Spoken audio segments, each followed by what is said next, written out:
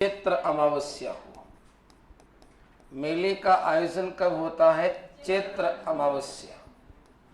ये ध्यान रखना, ये राजस्थान के एकमात्र ऐसे लोक देवता है जिनका मेला अमावस्या के दिन आयोजित होता है।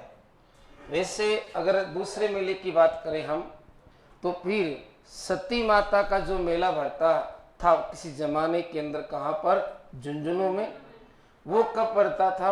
वो भी अमावस को ही पड़ता था, सती अमावस को। लेकिन उस मेले पर वर्तमान में राज्य सरकार ने क्या लगा दिया है? प्रतिबंध लगा दिया, क्योंकि सती का महिमा मंडन के कारण कुछ घटनाएं घटी थी और इसी वजह से उस पर रोक लगा दी गई। कोलूमंड के अंदर जो भव्य मंदिर बनाया गया था वो 1358 ईस्वी में सोहड़ राठौड़ के द्वारा निर्मित किया गया। कब बनाया गया था? 1358 ईस्वी में। किसने बनवाया था? सोहड़ राठौड़ ने बनवाया। ये सोहड़ राठौड़ पाबूजी के वंशज हैं और इन्हीं के द्वारा कोलूमंड फलोदी में पाबू राठौड़ के मंदिर का निर्माण करवाया गया। लिखिए पहला पॉइंट, पहला बिंदु लिखिए, कोलूमंड मंदिर फलोदी,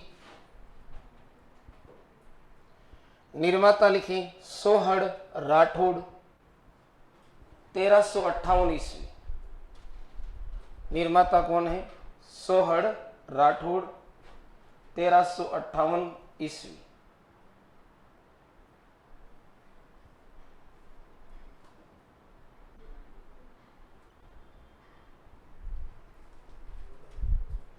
और मेले का आयोजन कब होता है? चैत्र अमावस्या को। लिख दिया सभी ने? अगला बिंदु लिखो, पाबूजी राठौड़ में पाव धणीरी आण, पाव धणीरी आण, पाव धणीरी आण। पाव का मतलब क्या है? पाबूजी राठौड़ है। पाव का मतलब क्या है? पाबूजी राठौड़। आना बघेला के डर से जो 7 थोरी जाति के अछूत समझे जाने वाले व्यक्ति आना बघेला से अपने प्राणों को बचाने के लिए पाबूजी राठौड़ की शरण में आए, तो सबसे ज्यादा पाबूजी राठौड़ की प्राथमिक जो मान्यता जिस जाति में प्रारंभ हुई वो थी थोरी, और उसके बाद में रेबारी या रायका जाति के अंदर, क्योंकि पाबूजी राठौड़ क्या लेकर आए मारवाड़ में पहली बार? ऊंट। तो ऊंटों के देवता के रूप में, या जिससे सामान्य भाषा में हम सांड भी कहते हैं, तो पाबूजी राठौड़ मारवाड़ में सांड के देवता या ऊंट के देवता है। तो राजस्थान में एक देवी ऐसी भी है जिसे ऊंटों की देवी भी कहा जाता है। पता है उसका नाम क्या है? ऊंटों की देवी किससे कहते हैं? पता होना चाहिए थोड़ा सा। ऊंटों की देवी कहा जाता है अंता देवी को। किसको कहते हैं? अंता देवी। अंता देवी ऊंटों की देवी कहलाती है, ये ध्यान रखिएगा। और अंता देवी का मंदिर कहाँ है? ये है आपके बीकानेर में। कहाँ पर है? बीकानेर में। अब इसको लिखना हो तो आप सबसे लास्ट में नोट में डाल देना, ठीक है। अब पाव धणीरी जो आण है ये क्या है? तो ध्यान रखें, जो थोरी जाति के जो भोपे हैं जिन्हें खास तौर से आईडी भी कहा जाता है। क्या कहा जाता है? आईडी। ये एक विशेष वाद्य यंत्र का प्रयोग करते हैं और उसका नाम क्या है? सारंगी। उस वाद्य यंत्र का नाम क्या है? तो सारंगी वाद्य यंत्र पर थोरी या आईडी भोपों के द्वारा पाबूजी के जो गीत गाए जाते हैं यश रूपी, उससे क्या कहते हैं? पाव धणीरी आण कहते हैं। लिख दीजिए, पाव धणीरी आण।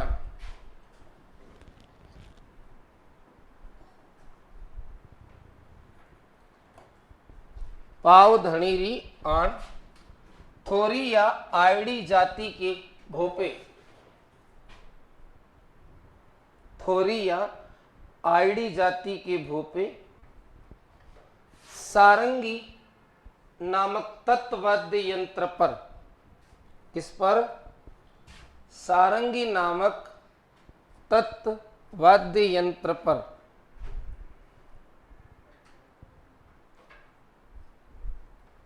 हेडिंग क्या है? पाव धणीरी आण थोरी या आयड़ी जाति के भोपे सारंगी वाद्य यंत्र पर बाबूजी के गीत गाते हैं। बाबूजी क्या गाते हैं? गीत गाते हैं। बाबूजी के गीत गाते हैं जिन्हें पाव धणीरी आण कहा जाता है। जिसे क्या कहते हैं? पाव धणीरी आण कहते हैं। अब आप जान लीजिए सारंगी। सारंगी कैसा वाद्य यंत्र है? तत्वाद्य यंत्र है। और सारंगी में कितने तार होते हैं? 27 तार होते हैं। कितने तार होते हैं? और सारंगी की राजस्थान में 3-4 रूप बेहद ही प्रसिद्ध है। एक सिंधी सारंगी है और एक सारंगी है आपके धानी सारंगी। कौन सी सारंगी है? धानी सारंगी। इसमें तार कितने होते हैं सारंगी में? 27। कैसा वाद्य यंत्र है? तत्वाद्य यंत्र। चलिए अगला पॉइंट आप लिखें। बाबूजी के पवाड़े।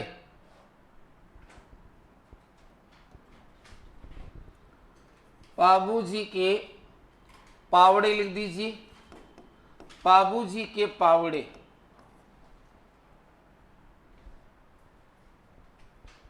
बाबूजी के पावड़े। बाबूजी के पावड़े मुख्य रूप से नायक या रेवारी जाति के जो भोपे हैं उनके द्वारा माठ वाद्य यंत्र पर बाजे जाते हैं। कौन सा वाद्य यंत्र है? माठ। और ये क्या है विशेष रूप से? ये बाबूजी की वीर गाथाएं हैं। क्या है? बाबूजी की वीर गाथाएं। और माठ वाद्य यंत्र कैसा वाद्य यंत्र है? तत्वाद्य यंत्र है, जिसमें 2 मटके होते हैं और ऊपर एक लकड़ी लगाते हैं, फिर उसके ऊपर घुंडियां कसकर तार लगा दिए जाते हैं। ठीक है ना? तो वो क्या है? माठ वाद्य यंत्र। तो माठ वाद्य यंत्र पर बाबूजी की कौन सी कथाएं गाई जाती है? पावड़े। पावड़े क्या है? वीर रस प्रधान जो है इनकी गाथाएं हैं। और कौन सी जाति के भोपे गाते हैं? नायक या रेवारी। लिखे। कौन सा? माठ। क्या माठ? तत्ती है। अवनद कहां से? चेक कर लो एक बार। मेरे हिसाब से तत्ती है, तार लगता है इसमें। चेक कर लो तो डाउट है तो। लिखे बाबूजी के पावड़े माठ वाद्य यंत्र पर है। अवनद है क्या? माठ।